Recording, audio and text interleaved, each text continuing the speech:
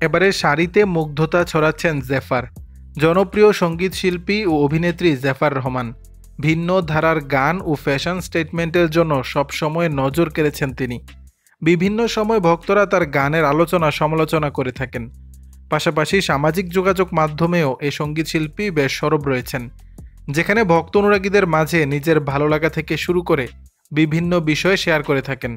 সম্প্রতি জেফার তার ভক্ত অনুরাগীদের মাঝে কিছু ছবি শেয়ার করেছেন, যেখানে তিনি স্লিভলেস শাড়িতে ধরা দিয়েছেন।